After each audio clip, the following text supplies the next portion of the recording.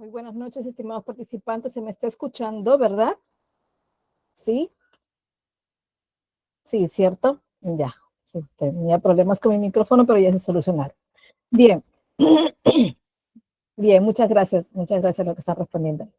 Bien, entonces, buenas noches para todos y bienvenidos a esta sala que Instituto GCAP nos permite gentilmente poder reunirnos de manera libre, ¿no? Estamos hoy en el curso de asistente administrativo y les saluda la profesora Sabia Angélica Vaca Contreras. Estamos ya en la clase 6, en la sesión 3 en vivo de este curso, ¿verdad? Y estamos pasando la mitad del curso porque son 5 sesiones en total, ¿no?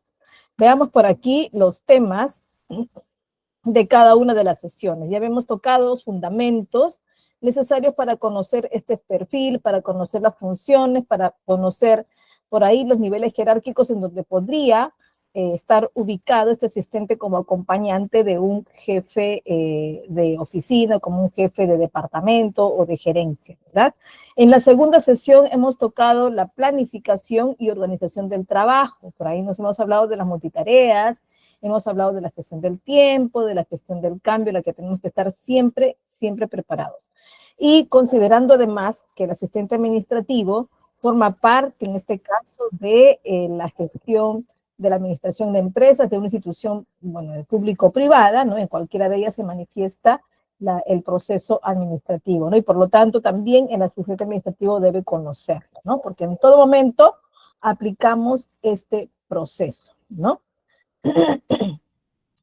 Y hoy vamos a tocar un tema por ahí importante porque dentro de todas las labores que hace el asistente y por lo tanto el jefe también, con quien tienen siempre comunicación constante, van a ver que se digita, se realiza, se elaboran distintos documentos, ¿no? Y estos documentos van a ser al fin y al cabo el sustento de los procesos que se han realizado, es decir, son la evidencia tal que nos permite por ahí recordar o más adelante o ser parte de una rendición de cuentas también dentro de la administración de empresas, ¿no? Entonces el asistente administrativo debe conocer también esta gestión documental y archivos de las que también se hace responsable, ¿no? Este grupo de archivos y documentos se le conoce como el acervo documentario de una institución, ¿no?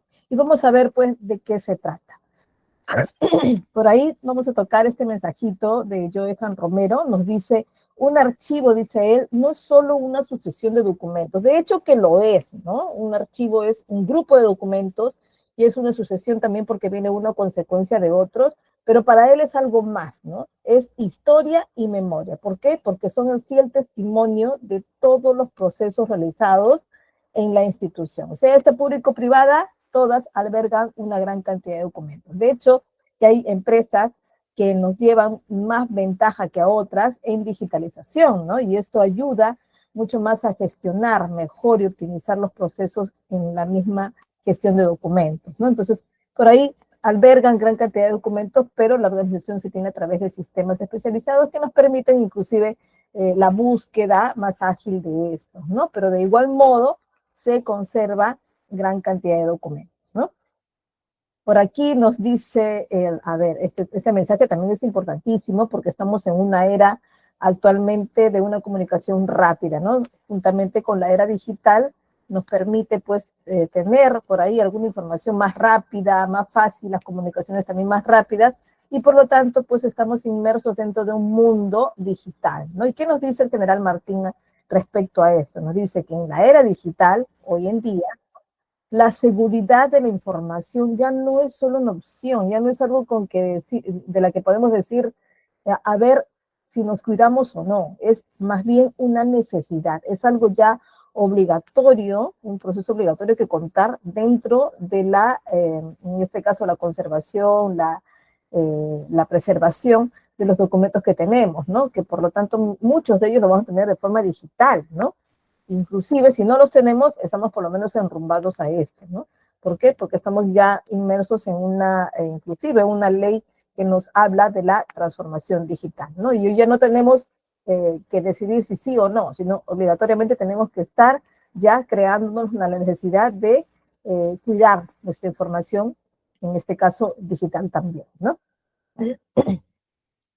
Bueno, dentro de gestión documental y archivos vamos a hablar de los documentos administrativos, de los documentos comerciales, del documento electrónico. ¿Será o no válido todo documento electrónico? Lo vamos a ver, ¿no? Y cómo se gestionan estos archivos y cómo es que se reconoce esa transformación digital a través de la validación de algunos documentos, no todos los documentos que están escaneados o que están preparados en PDF son legales, ¿no? Entonces, por ahí vamos a conocer de qué se trata esta transformación digital.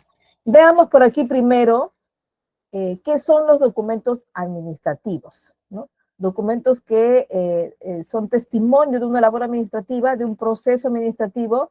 De hecho, en una empresa, en una institución pública o privada, siempre se realizan procesos administrativos. Muchos de ellos pueden terminar con algún proceso comercial, es decir, con una venta, con una compra, ¿sí?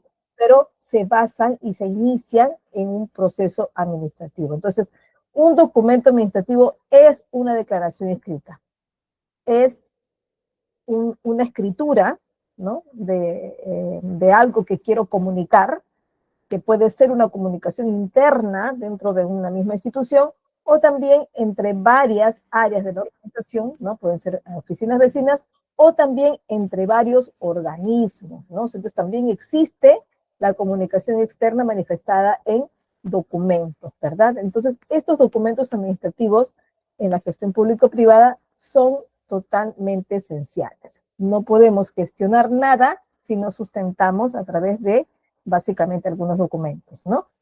Entonces, son esenciales para el funcionamiento, ¿verdad? Eficiente, eficaz y además transparente de las instituciones no solo gubernamentales, sino también privadas, ¿no?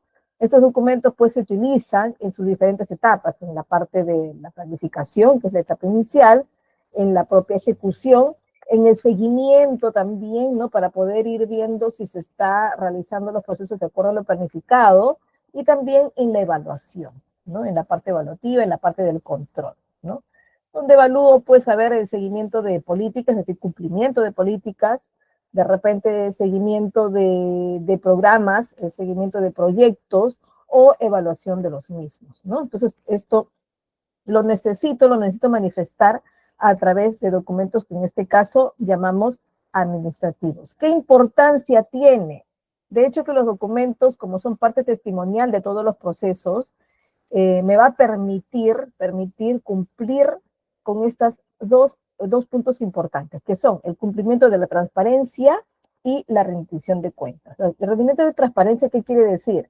Que cada proceso que hago tiene que ser reconocido, puede ser además creíble, en este caso por el usuario, ¿no? O por el cliente, dependiendo a quién me dirijo, ¿no? Y por eso tengo que ser transparente, ¿no? Lo más humanamente transparente, digo yo, ¿no? Y legalmente transparente también. Debemos tomar en cuenta que la ley de transparencia nos puede pedir un sinfín de documentos, simplemente poniendo en la sustentación, por ley de transparencia solicito tal cosa, y se le tiene que proporcionar al usuario que lo solicita, pero tenemos que tener cuidado de transparentar, ocultar y no evidenciar los datos sensibles, ¿no? Como son los domicilios de vivienda, como son los teléfonos privados, como son los correos personales, los datos de los derechohabientes, bueno, etc., ¿verdad? Y en la ley de transparencia, pues sí, delimita y explica cuáles son esos datos que son privados, ¿no? Que son únicamente de la persona quien nos proporcionó, ¿no? Si estamos en recursos humanos, por ejemplo, tenemos que cuidar todos los datos de su ficha del empleado, ¿no? Entonces hay que tener cuidado cuáles son los datos que sí se pueden evidenciar y cuáles sí, ¿no? Bueno, cuáles sí y cuáles no. Y aparte la rendición de cuentas se refiere al hecho de someterse a la fiscalización. Estamos realizando un proceso, por ejemplo, de venta de medicinas, ¿no? O de venta de algún producto comestible, ¿no? Bueno, los que tienen que ver con la salud y con la alimentación tienen que tener algún tipo de registro, ¿verdad? Registro sanitario y un registro en este caso, de expedición si son medicinas. Entonces, y todo esto lo controla el sector que fiscaliza, quien verifica su buen funcionamiento, en este caso está el Ministerio de Salud, ¿verdad? Y ellos son los que realizan las fiscalizaciones necesarias, ¿no? Que son antes de el funcionamiento de la empresa, en el transcurso también a manera de seguimiento, es decir, tienen que, les caen de sorpresa para poder controlar si se está realizando de acuerdo a lo autorizado, de acuerdo a las normas, en este caso de sanidad, si voy a expedir un producto de comestible, ¿verdad? Entonces, esto es parte de la rendición de cuentas en salud, pero también tenemos en el sector de educación, en el sector de finanzas, los bancos, bueno, los seguros, también se deben a una rendición de cuentas, ¿no? Inclusive también ayudan, apoyan al usuario para que en algún momento, si se ven invadidos o no atendidos en sus derechos, puedan reclamar, ¿no? Y existen, bueno, también algunas entidades que apoyan en este buen funcionamiento, como en el Perú, por ejemplo, es Indecopi, ¿no? ¿Qué más? ¿Qué otra importancia recae sobre la gestión, en este caso, de documentos? Uno, que ayuda a coordinar también y a optimizar procesos, ¿no? Con las actividades específicas, mejorando pues la calidad del servicio público, ¿no? Y de esta manera estamos apoyando la eficiencia y la efectividad de este servicio, ¿no? El hecho de vender, de ofrecer un producto o propiamente un servicio, siempre va acompañado de una calidad determinada, ¿no? Es así que en muchos de los productos y servicios se ofrecen garantías, ¿no? Hay productos electrodomésticos que pueden ofrecer 1 año, pueden ofrecer 2 años, ¿no? Y dependiendo del producto es que se ofrece mucho más garantía. Por ejemplo, hay colchones que ofrecen 10, 20 años, ¿no? Entonces, dependiendo del producto, dependiendo de la empresa, es que aplica también su nivel de calidad, ¿no? ¿Qué más? Otra de las partes importantes de la gestión de documentos es que nos permite estar de acuerdo con el marco legal y normativo interno de nuestra institución propia, de nuestro reglamento interno, o también a nivel nacional, ¿no?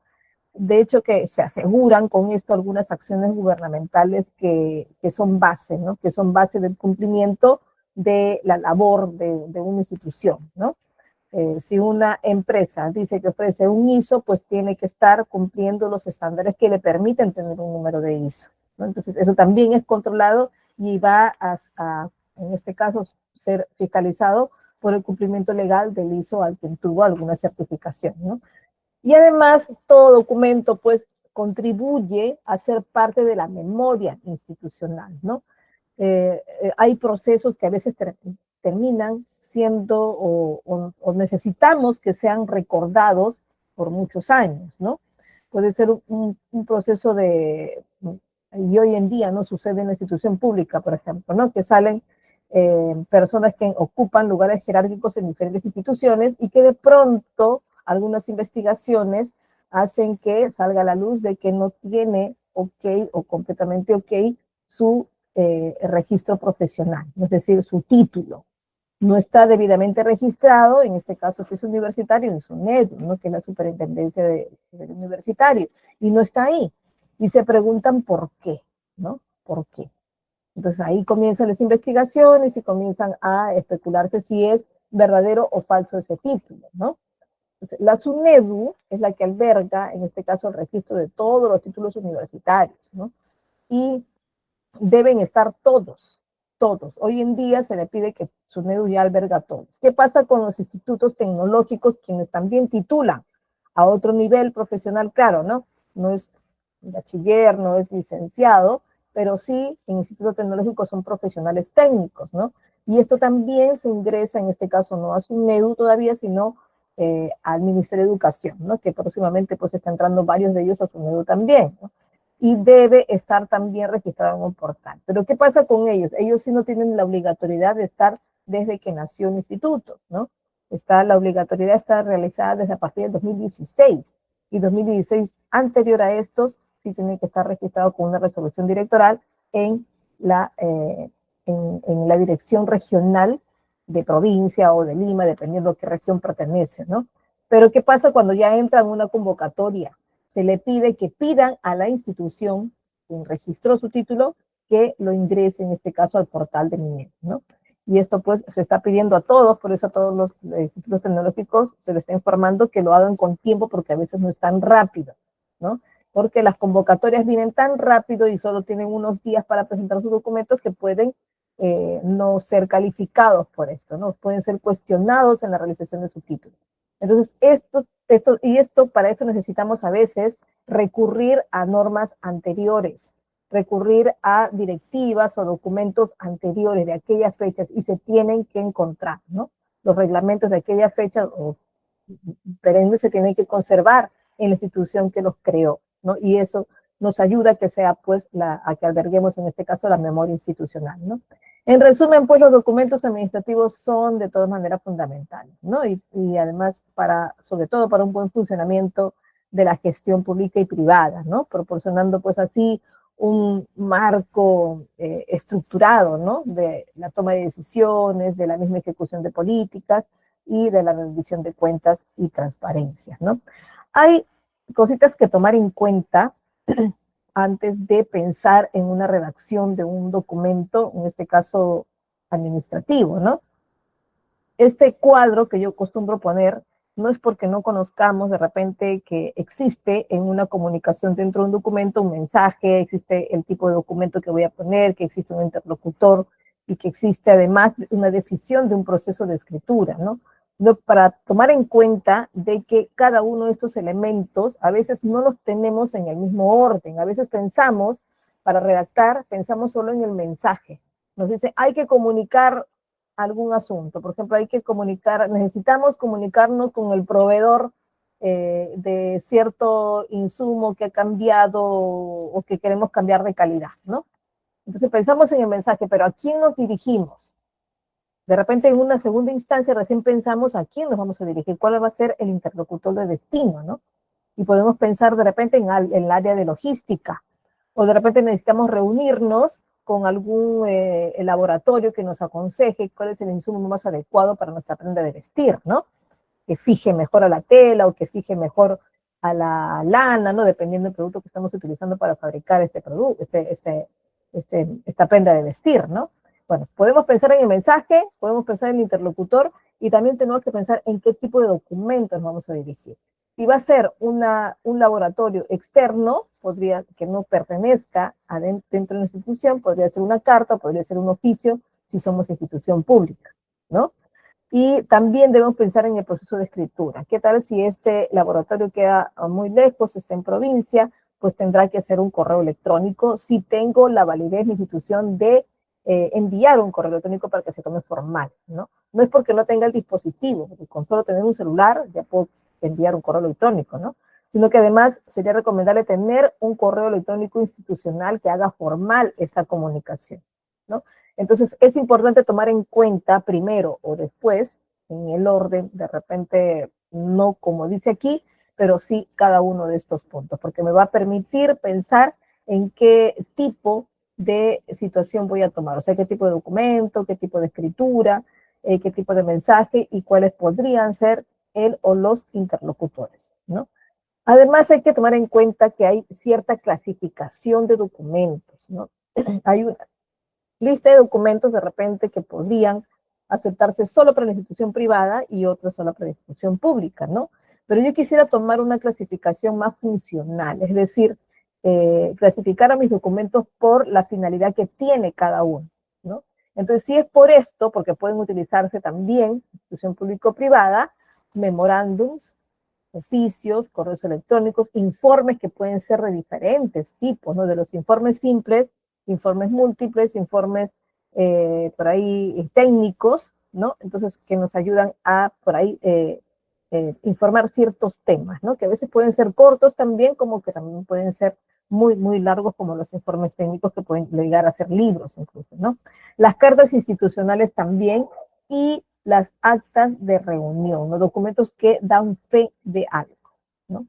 Veamos uno por uno, veamos cada uno de ellos. Aquí hay otra clasificación que nos habla un poco de la agrupación de documentos que les he mencionado, pero como función que pueden cumplir cada uno de ellos. Por ejemplo, los documentos de transmisión son los que al final transmiten un proceso específico y quieren explicarlo un poco más y quizá algo que resuelvan por ahí, podría ser el oficio, las cartas, una convocatoria también, que puede ser un comunicado, citaciones, correos electrónicos y memorandos. Son los más comunes documentos llamados de transmisión. Los documentos de decisión, o sea, o resolutivos, ¿no? Los que al final resuelven algo en base, quizá en base a un documento previo, que podría ser un informe que lo sustente, pero termina al final resolviéndose o utilizando algo a través de una resolución o acuerdo, ¿no? Y los documentos de constatación son las actas, los certificados, son documentos que me mencionan o me garantizan de que algo se realizó, ¿no? Si se realizó una reunión, pues lo clásico es llevar o levantar un acta de reunión, ¿no? Si quiero garantizar que esta persona trabajó en esa institución, puedo emitirle un certificado de trabajo, ¿no? Si necesito certificar, en este caso la policía quiere certificar de que esta persona no tiene antecedentes penales, pues existirá el documento que se llama el certificado de antecedentes penales, ¿no? Igual, si quiero garantizar, una institución educativa quiere garantizar que este alumno culminó todos sus estudios satisfactoriamente con las notas adecuadas, pues le puedo emitir un certificado de estudios superiores. Y así varios documentos que pueden constatar un proceso o una acción, ¿no? Los documentos de juicio son los que me permiten hacer análisis, ¿no? Y resolver también, pero hacer análisis sobre todo de un paso a paso de cierto procedimiento, ¿no? Como son los informes, pueden ser informes sencillos, no darían juicio de nada, pero sí un informe técnico sí, ¿no? Los dictámenes, ¿no? Lo que al final resuelven, pero en este caso de forma analítica, a algún procedimiento, ¿no? Y dictaminan y precisan algo en base a un análisis, ¿no? No es igual que una resolución, que al final puede autorizar algo, pero en una resolución se basa simplemente en cuál es el documento base de la institución, por ahí cuáles son las normativas legales y resuelve, pero sin realizar el análisis. El análisis en una resolución ya está contenido en un informe previo, ¿no? Entonces, estos son la primera clasificación que podríamos tomar en cuenta para la cantidad de documentos que podríamos precisar ahorita a continuación. A ver, uno de los documentos que estoy mencionando primero son las actas, ¿ya? Les había dicho que un acta es un documento oficial, de hecho, ¿no? Se utiliza tanto en institución público-privada, ¿no? Para registrar de manera formal y detallar acuerdos, decisiones, actividades llevadas a cabo durante una reunión o evento específicamente, ¿no? O sea, un acta necesariamente si voy a registrar un acuerdo, ¿no? Que no es un contrato específicamente, tiene que realizarse dentro de una reunión. Si se realiza dentro de una reunión y además se toman decisiones, entonces podría levantar un acta. O quizá realizo una reunión, intento ponerme de acuerdo con las personas que estuvieron presentes por un tema ya determinado en agenda, invitado anteriormente, pero quizá no llegue a un acuerdo, pero sí hubo una discusión e intercambio de ideas, ¿no? Esto también ameritaría un acta, ¿no? Y quizá en otra próxima reunión exista ya el acuerdo, ¿no? Pero sí una reunión siempre amerita el levantar un acta, ¿no? La función principal, pues, es servir, en este caso, de evidencia documental para asuntos tratados y decisiones también tomadas, garantizando, pues, de esta manera la transparencia, la legalidad y la rendición de cuentas en una gestión pública o privada, ¿no? Un acta se basa en cierta estructura, ¿no? De hecho, aquí le estoy poniendo del lado izquierdo una estructura básica que puede tener un acta, ¿no? Y el lado derecho es un modelo de acta que podría existir porque, de hecho, que tendría que hacerlo mucho más personalizada, ¿no? Un acta requiere que tenga en la parte del encabezado, o sea, la primera parte, ¿no? Un logotipo, una disposición de papel membretado especial de la institución que lo redacta, ¿no? Que reúne a sus empleados o a su consejo para tomar ciertas decisiones o para discutir ciertos temas, ¿no? Y debe contener también un título. Podría decir acta de reunión del consejo directivo o acta de reunión del personal administrativo, ¿no? Acta de reunión del sindicato de trabajadores, ¿no? Bueno, acta de reunión podría ser que diga, y también sería recomendable poner la numeración, ¿no? Por ejemplo, si decimos acta de reunión del consejo directivo, pero el consejo directivo se puede reunir varias veces al año, ¿no? Entonces podrían levantar varias actas y estas se podrían diferenciar por su número, ¿no? Entonces, enseguida tiene que estar el número del acta. La fecha también y el lugar de donde se está realizando la reunión. Eso es muy importante, ¿no? Porque es la primera evidencia de cómo empezó esta reunión o dónde se realizó. El nombre de los participantes, una lista, una nómina de participantes, ¿no? Se requeriría también poner la lista, si de repente es muy larga, de a quienes se invitaron y quienes asistieron y por qué no, si suena redundante, quienes no pudieron asistir, porque quizá alguno de ellos presentó alguna justificación, ¿no? Entonces se puede quizá mencionar en el acta. Y luego de esto viene una parte, ya diríamos que se llama como que es el cuerpo de del documento, pero este se llama, en un acta se llama orden del día, ¿no? En la orden del día se empieza a poner la agenda, es decir, se pone por separado, por viñetas o por números, se ponen los puntos que se van a tratar o que se comprometieron a tratar, ¿no? Quizá no pudieron tratar todos los puntos mencionados, ¿no? Porque en la invitación siempre se mencionan, pero por lo menos se tiene que poner cuáles son los puntos agendados, ¿no? Y en el desarrollo de la reunión, donde se explica el paso a paso de lo que ocurrió en la reunión, es ahí donde explicarán cuáles son los puntos que de repente no se terminaron de tocar o no se tocaron al 100% y quizá se pueda tocar en una próxima reunión, ¿no? Dentro de de la orden del día, también se inicia la reunión con una cierta apertura, ¿no? Se menciona, por ejemplo, en primer lugar, da inicio la reunión, el organizador, tanto, ¿no? Y se menciona su nombre, su cargo, ¿no? Quien toma primero la palabra y presenta los puntos a tratar, ¿no? Enseguida tiene participación tal persona, nombre y apellido y cargo, quien acota que deberíamos resolver el horario, el nuevo horario del personal. Bueno, y comienza cada uno a participar y se toma nota de la participación de cada uno de ellos, ¿no? Enseguida, después de todo este desarrollo de la reunión escrita en esta acta, se hablan también de los puntos que se han discutido, de hecho, ¿no? Y luego se coloca en algún punto aparte los acuerdos, ¿verdad?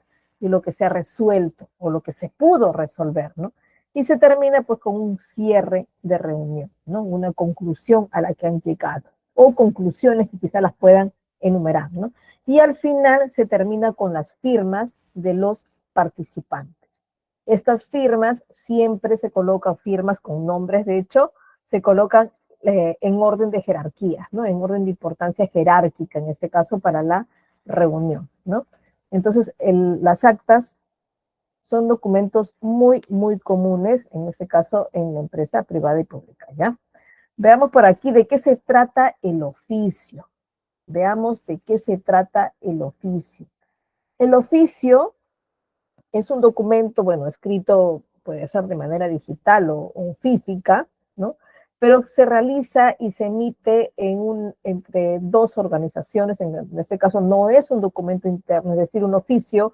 Yo no puedo enviar un oficio, yo de repente como gerente de producción, no se lo puedo enviar al gerente de finanzas, ¿no? O sea, no es un documento interno, ¿ya? Es un documento que se usa de manera externa para comunicación de dos instituciones externas. Estas pueden ser mínima, para que sea un oficio, para que se redacte un oficio, mínimamente una de ellas tiene que ser pública, ¿ya? Por definición nos dice eso. He visto también que a veces en instituciones privadas se emiten oficio, pero no es lo que debe suceder, ¿no? El oficio es mínimamente una pública, es decir, puede ser entre una privada y una pública, entre dos entidades públicas, ¿no?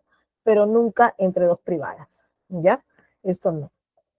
¿Y para qué nos sirve? Nos sirve para comunicar asuntos resaltantes entre los dos. Es decir, yo no voy a explicar en un oficio qué sucedió de repente en el área de producción, porque de repente hubo un incidente y se lo voy a contar a otra institución externa a la mía, ¿no? Porque no es relevante esa información, ¿verdad? Puede utilizarse un oficio como una invitación también, ¿no? De repente la municipalidad de Lurín quiere invitar a varias empresas de alrededor para que acudan al desfile, ¿no? Bueno, al desfile de repente de 28, de alguna fecha especial, ¿no? y puede emitirles un oficio, ¿verdad? Cuando necesito pedir donaciones, también puede ser un oficio, una institución pública o una institución privada, ¿no? Cuando la institución privada quiere tener un convenio, de repente con una institución pública, también le puede emitir un oficio o una carta también, ¿ya? Es totalmente permitido. Tipos de oficio, ¿no? Le podemos llamar interno si es que está quizá dentro de su jurisdicción, ¿no? Porque no se utiliza de manera interna dentro de una institución, ¿no?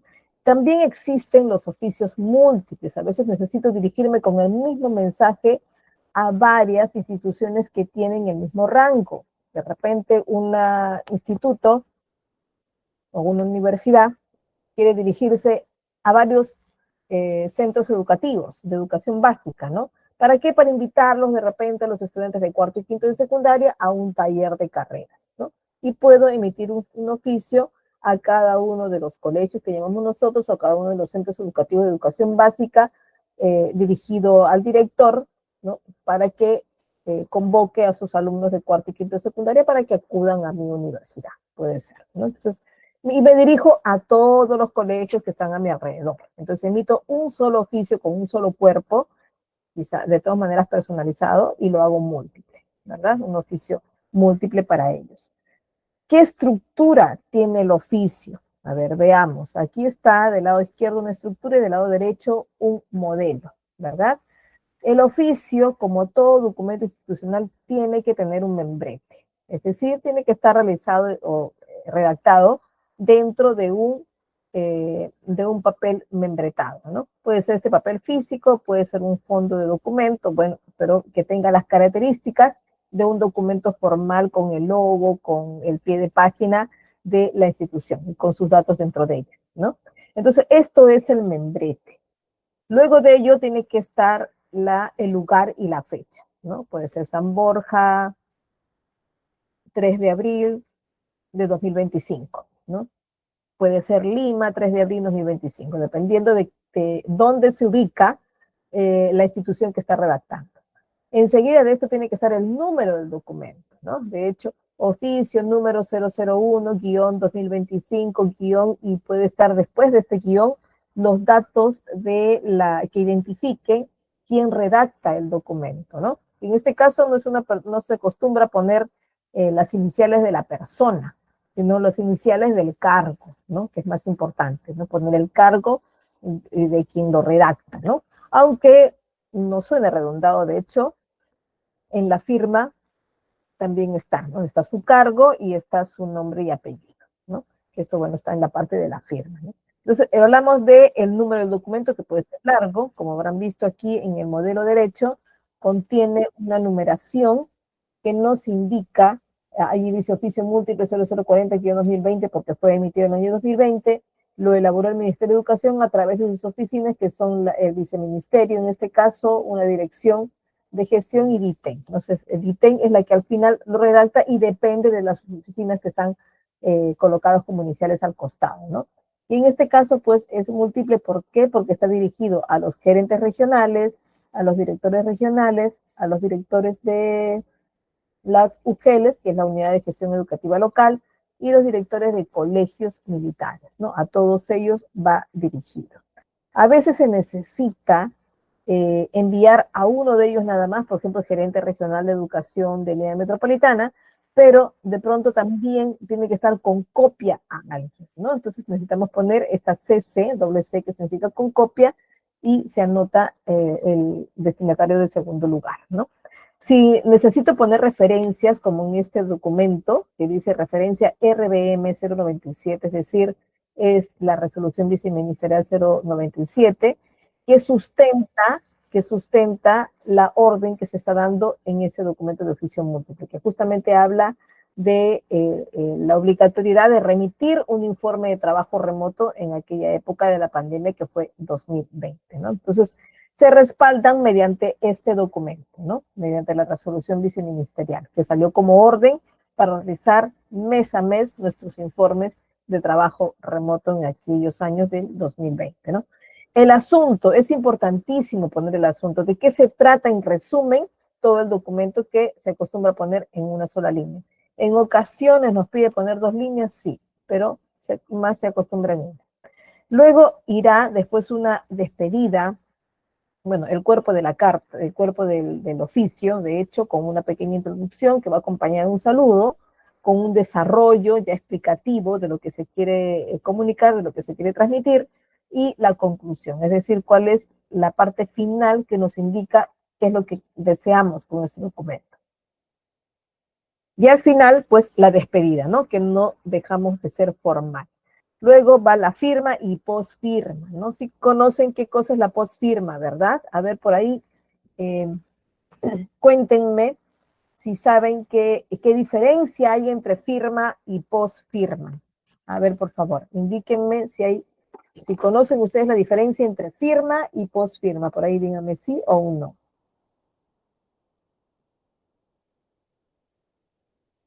A ver, los estoy leyendo. Por ahí están pidiendo el link de la asistencia. Quizá esté en el grupo de WhatsApp. ¿Ah?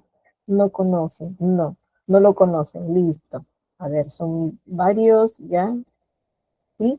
Que no conocemos entonces la diferencia entre firma y posfirma. Vamos a ver por aquí un ejemplito. Ya.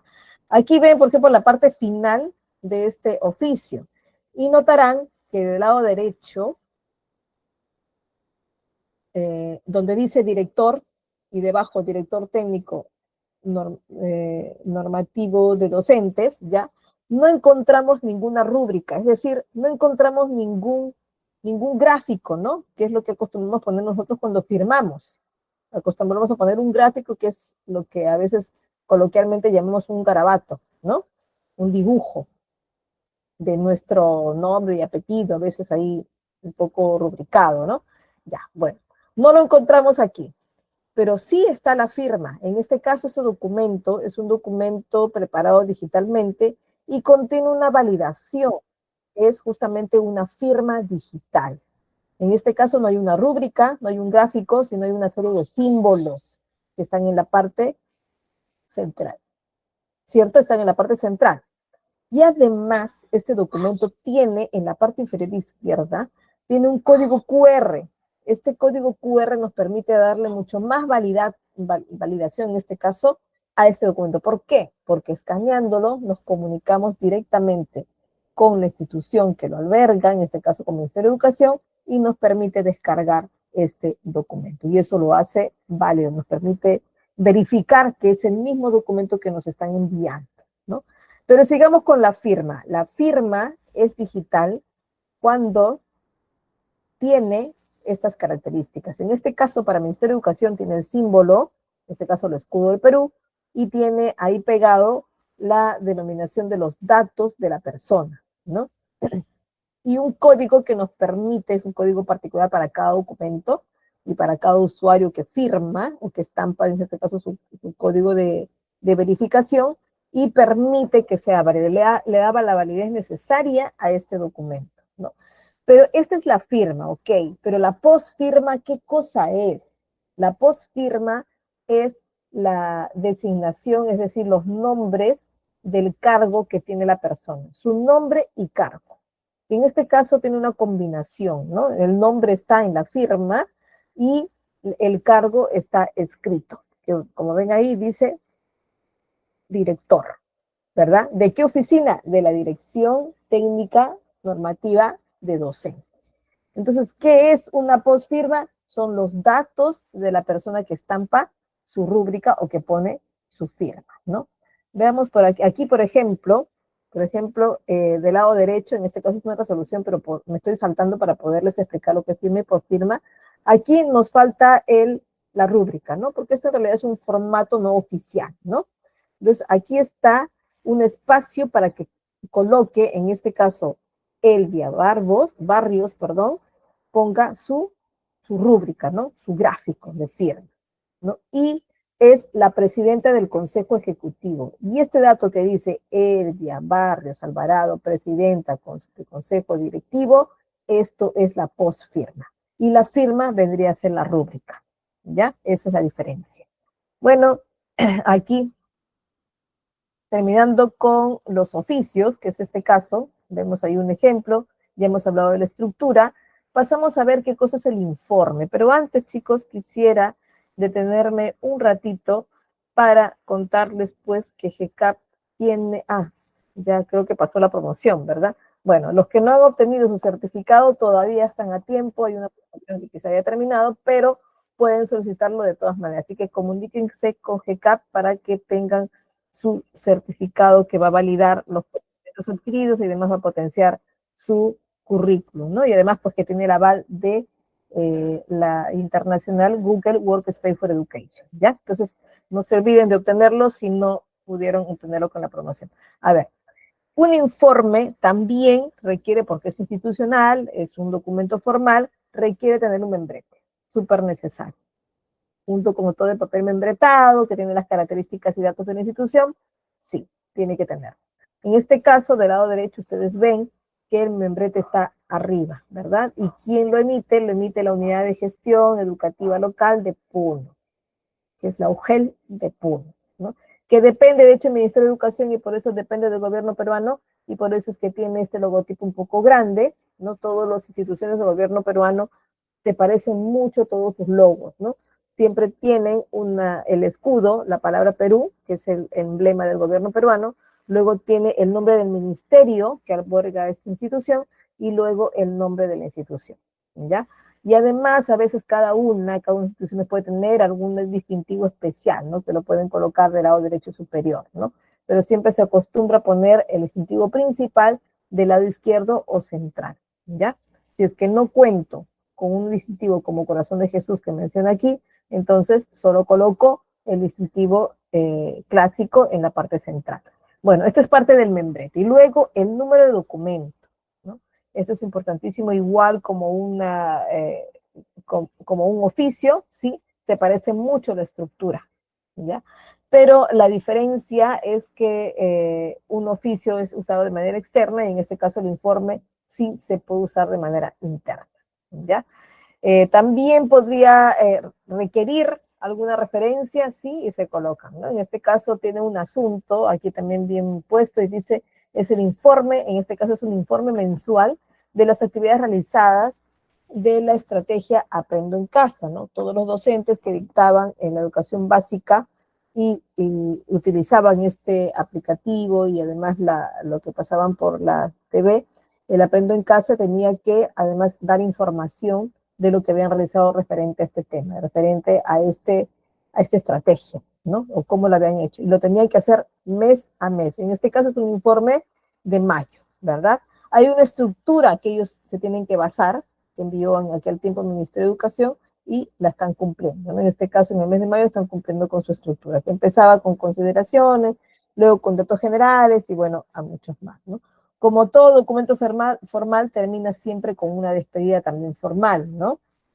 Y si requiere anexos, pues se acompañan también al documento, ¿no? Como hojas aparte.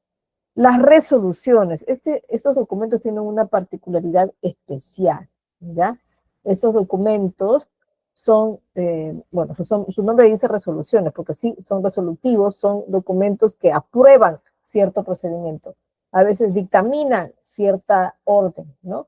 O cierta ejecución después de un proceso determinado, quizás, ¿no? Quizás haya explicado en un informe que se está realizando el proceso de encargatura de dirección, encargatura de puestos directivos dentro de la institución. Bueno, y se tiene que autorizar con un documento resolutivo, en este caso con una resolución, ¿no?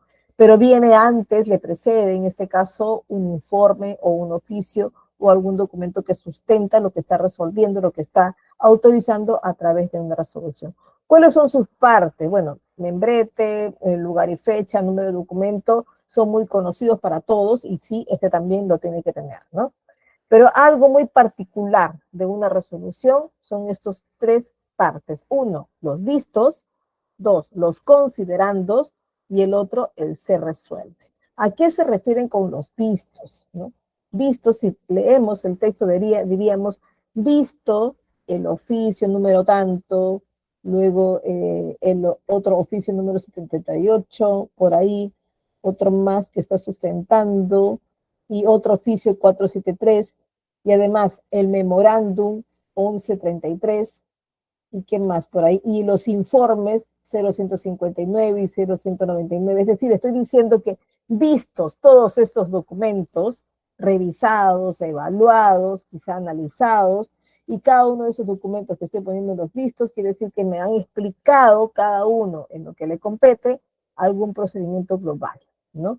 Y que me van a permitir al final autorizar algo. Bueno, entonces, vistos estos documentos, quiere decir que esta persona que está firmando ya garantiza que ha revisado previamente todos estos documentos que están en los vistos. Entonces, continuando la lectura, diríamos, vistos todos estos documentos y considerando, aquí viene otra aclaración más, considerando primero, segundo, tercero y en cada uno de ellos, explica que se puede sustentar además de normativas nacionales, en este caso, considerando primero que mediante resolución administrativa, ¿no?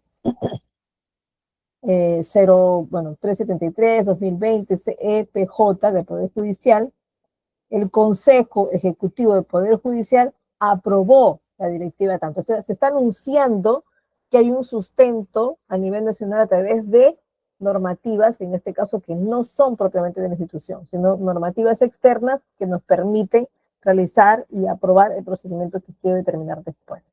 Pero acá está considerando varias cosas, es decir, está considerando varias normativas. Por eso es que menciono un considerando primero, considerando segundo, considerando tercero y cuarto, ¿no? Después de considerar, es decir, de manifestar que he considerado todo esto analizándolo previamente cada uno de estos documentos, se resuelve. En este caso se está resolviendo 4 puntos. Primero, aprobar una directiva, ¿verdad? Entonces, considerando o visto los documentos, considerando estos otros, se resuelve primero aprobar una directiva. Segundo, dejar sin efecto una resolución, ¿no? Anterior. También estoy anulando una resolución y estoy aprobando una directiva. ¿Qué más? Tercero, me dice publicar, ¿verdad? Publicar. Entonces debo publicar porque como todo documento, en este caso resolución, se tiene que publicar.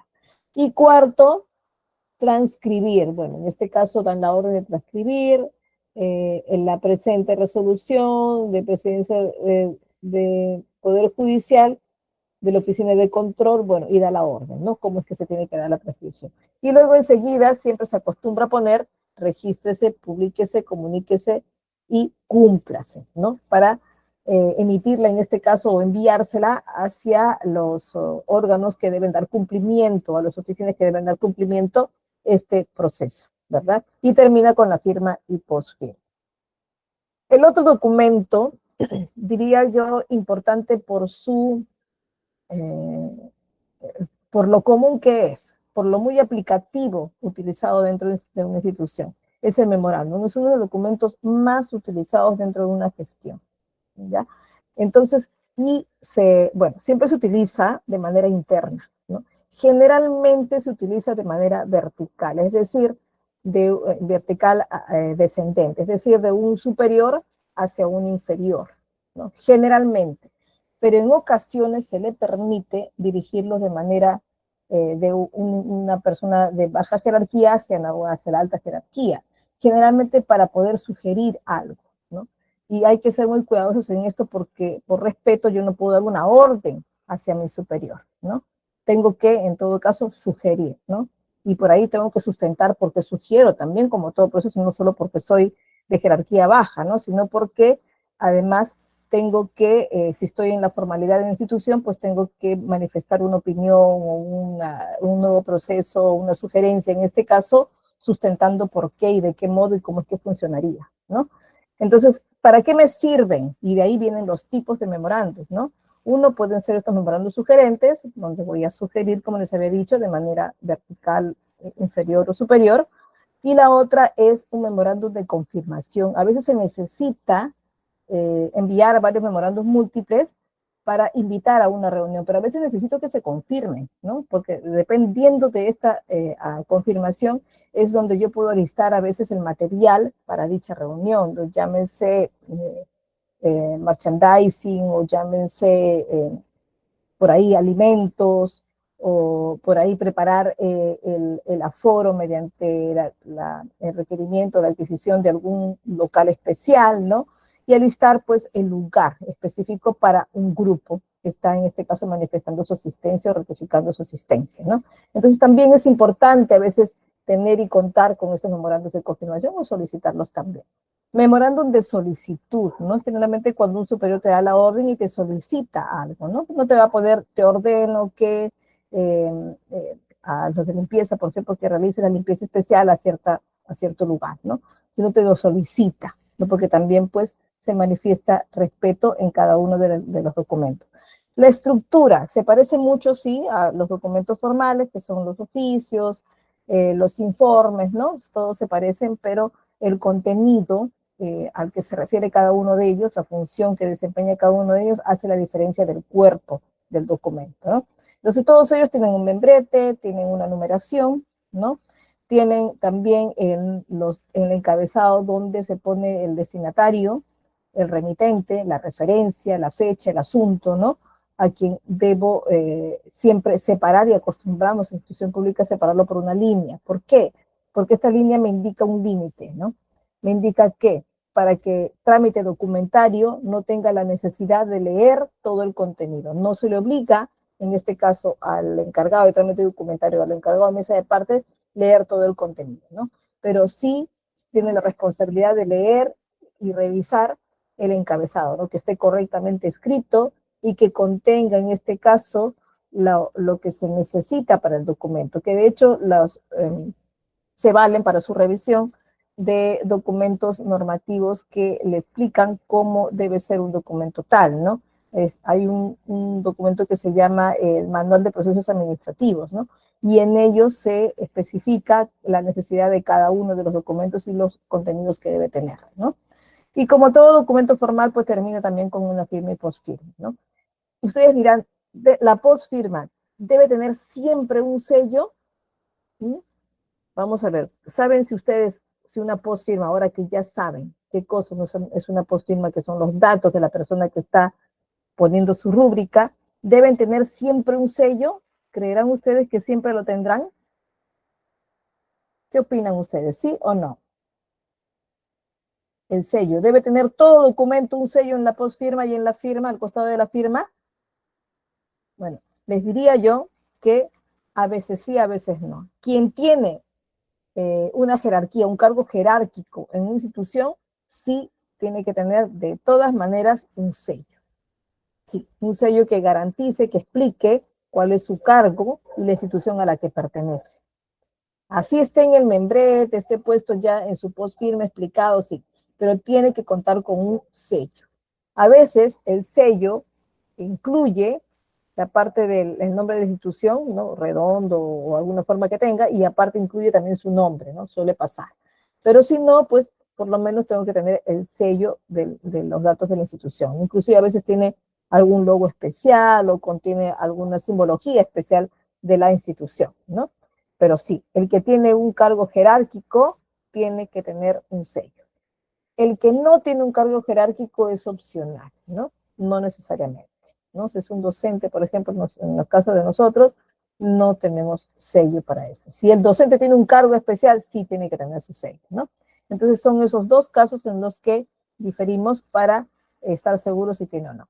Los otros documentos administrativos importantes son los planes, ya, los planes. Estos tienen también una estructura particular cuando los planes, en este caso son documentos extensos, va a meritar que tenga también una portada, un índice, una introducción y por ahí una información general de la institución, en este caso representante de la ubicación, ¿no?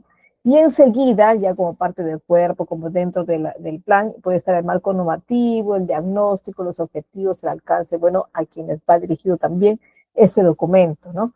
Pero si es que el documento no es extenso, es decir, puede tener sus 10 páginas, ¿no? Pero no forma parte de un libro, entonces nos podríamos saltear la portada, ¿no? Va a depender de cómo, también qué estructura pongo yo para mis colaboradores, para mis empleados, que deben respetar para redactar un plan de trabajo, por ejemplo, ¿no? Entonces, en la institución son los jerárquicos quienes dan la orden o explican o dan la directiva de cómo redactar o cuál es la estructura base para su institución para la redacción de un plan.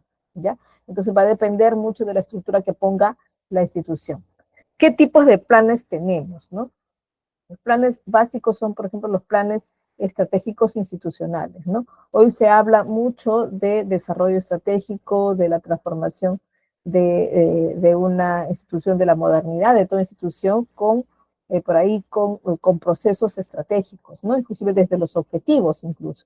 Entonces tenemos muy conocido este nombre de documento, que es un plan estratégico institucional, que incluye incluso, no solo en la privada, sino en la pública, ¿no? Hoy en la pública también nos están pidiendo que ni bien empiece el año lectivo, se desarrolle o se redacte el plan estratégico institucional.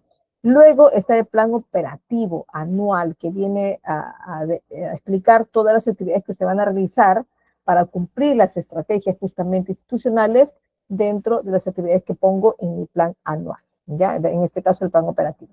El plan de desarrollo también, ¿no? El plan de contingencia que explica las eventualidades a las que tenga que estar por ahí preparado mi institución, dependiendo a veces de la ubicación, ¿verdad? Hay algunas instituciones que están ubicadas en zonas de sismo, ¿no? Entonces, Perú, bueno, toda la zona está siempre propensa a esto, tenemos placas importantes internas que nos dicen pues que podemos tener constantes sismos, ¿no? Entonces tenemos que tener todas las instituciones un plan de contingencia, ¿no?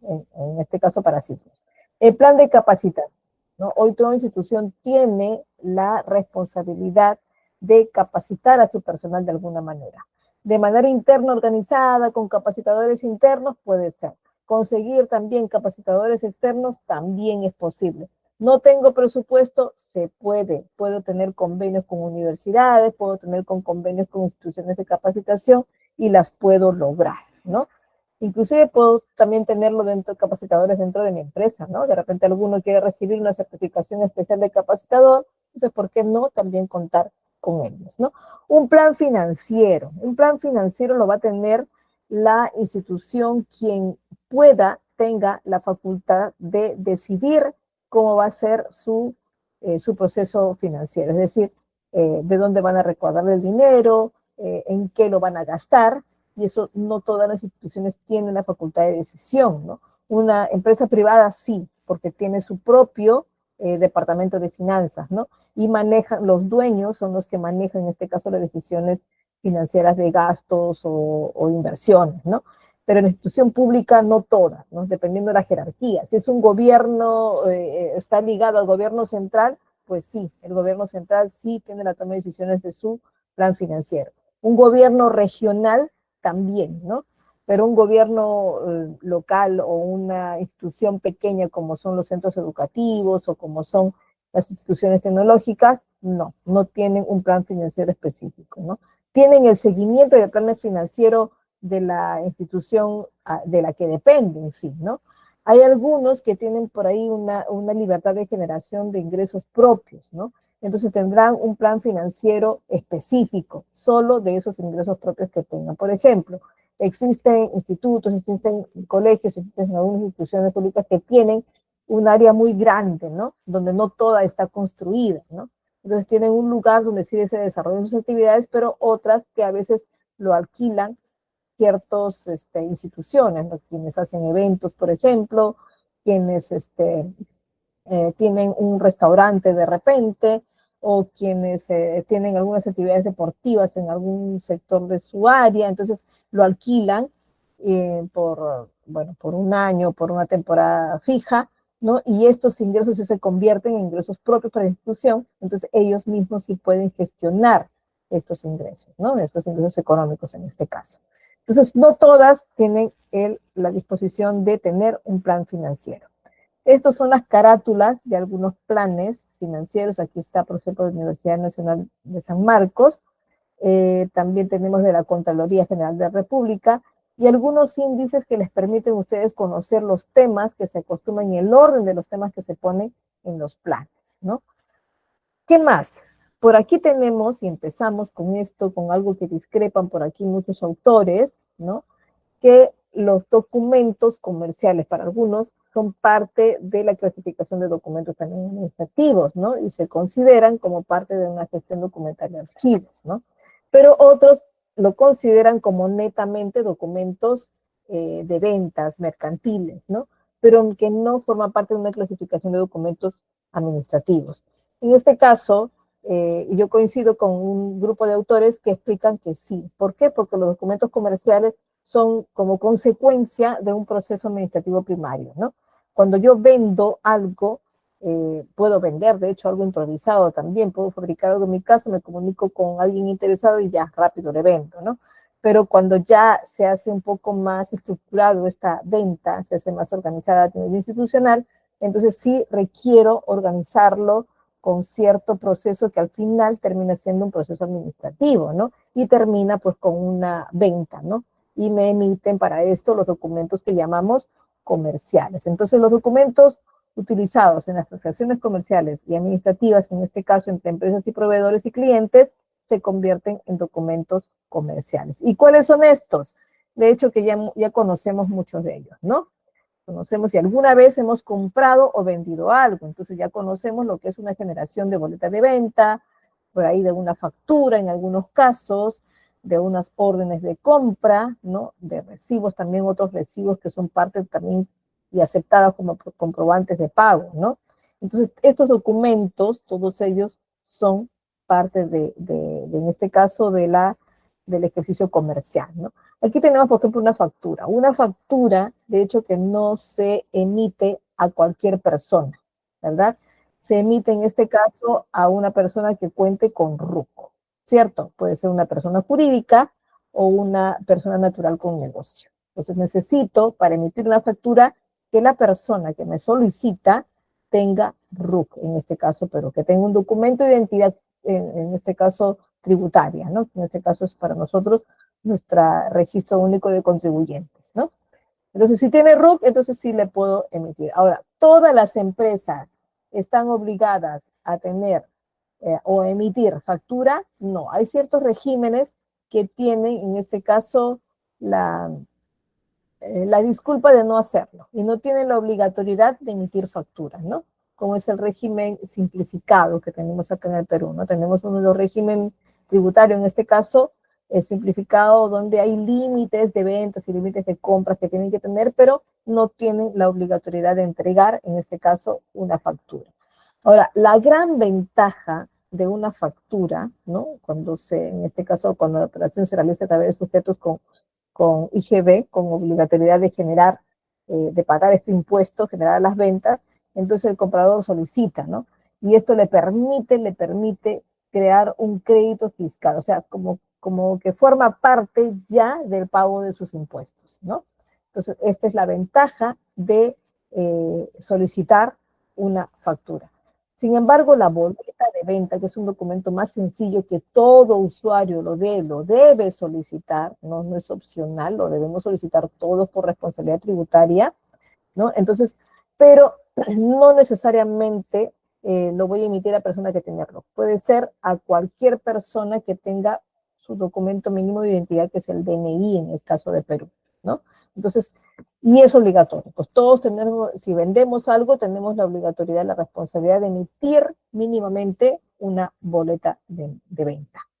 En este caso, se coloca y el formato me pide que contenga el número de mi RUC como persona emisora, ¿no?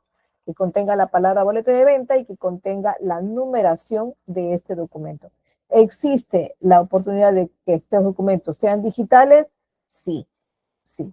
Puede existir boletas de ventas, en este caso digitales, ¿no? Que también las tenemos, en este caso electrónicas se llaman, ¿no? No se conoce como electrónica. ¿Qué más? Se emitirán operaciones de consumidores finales, a los que no es una empresa que te haya pedido una boleta para después estos productos venderlos, ¿no? Porque a la empresa no le conviene pedir boleta, le conviene emitir o solicitar, en este caso, una factura. Y por lo tanto, por ser así de simple, este documento no permite un derecho a crédito fiscal. O sea, con solicitar una boleta no estoy por ahí restando mi impuesto general a las ventas. Ojo, ¿ya? No me permite descontarlo del impuesto que estoy obligado a pagar después. Por eso, si soy empresa, mejor pido factura. Si soy una persona natural que no tengo obligatoriedad para tributar, pues será mi boleta. O si soy una persona natural con negocio y estoy además en el régimen simplificado, pues no me va y me viene si pido factura o boleta, porque la factura para un régimen simplificado no le va a permitir tener un crédito fiscal tampoco, ¿no? Entonces, simplemente una boleta puedo pedir. Los tickets también son considerados formales, ¿no?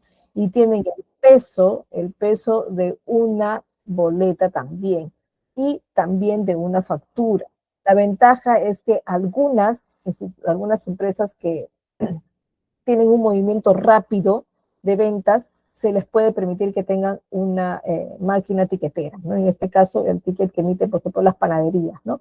Que, bueno, la atención es tan rápida que no les da tiempo para emitir una boleta. Entonces se emiten a través de ticket, pero tienen que contener datos que le permitan la formalidad de ser real, ¿no? De ser legal, ¿no? Tiene que contener su número de RUC, tiene que contener el número de la máquina registradora, el número de ticket, etcétera, ¿no? Entonces, esto lo hace formal. No permite, de hecho, ser parte de un crédito fiscal, o sea, no reemplaza una factura, ¿ya? Pero sí tiene los datos formales como número de RUC.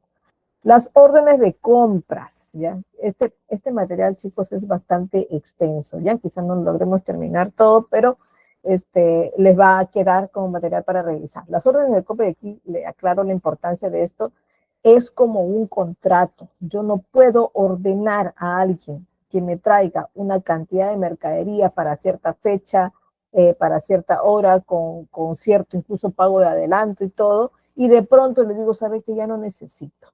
No puedo hacerlo así. Una orden de compra es un contrato y por lo tanto hasta me puedo caer en el pago de algún tipo de penalidad, ¿ya? Aquí están las notas de crédito, notas de débito. Las notas de crédito se hacen para reducir por ahí el importe total, ¿no? Cuando un comprador requiere por ahí hacer un cambio y, bueno, requiere que no le devuelvan el dinero, pero que le generen por ahí un documento que le permita comprar después. Y esta es la nota de crédito, ¿no? Nos ha pasado cuando hemos devuelto por ahí prendas o algún producto en algún tienda por departamento, por ejemplo, ¿no?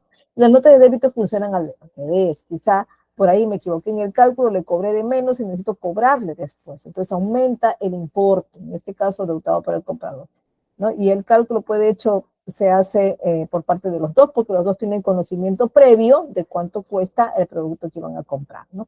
Las guías de remisión, los estados de cuenta son documentos también formales.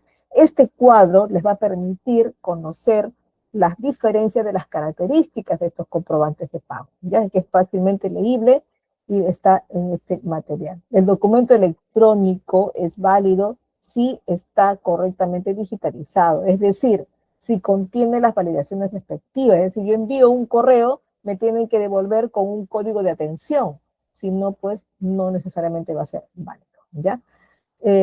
Por aquí tengo algunos tipos de documentos electrónicos. Ya conocemos por ahí los gráficos que están en JPG, por ahí conocemos algunos formatos de Office y también conocemos algunos formatos de ofimática en la nube, ¿no? Como son Google Docs, que reemplaza un poco el Word, el Google Slide, que son las presentaciones de los PPT, el Google Sheets, que son por ahí las hojas de cálculo, ¿no? Y el Form, que son los formularios que me permiten hacer encuestas, ¿no?